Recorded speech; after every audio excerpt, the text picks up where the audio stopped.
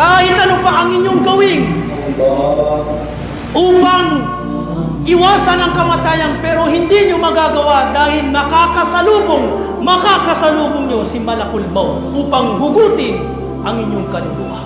Innal qabr rawdatun min riyadil jannah aw hufratun min hufarin nar.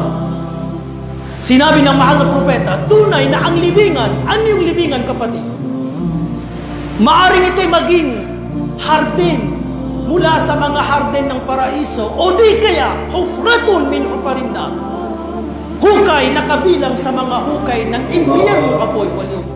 Ganito ang libingan, mga kapatid.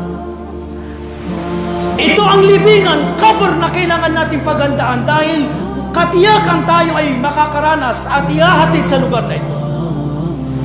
Ito yung lugar na napakadilim, nakakatakot at punong-puno ng ahas at bulat.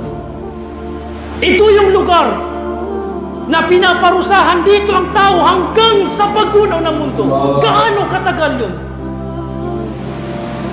Ito yung lugar na wala kang maisasama mula sa lahat ng iyong ari-ari at kayamanan, maliban na lamang sa iilang piraso ng tela.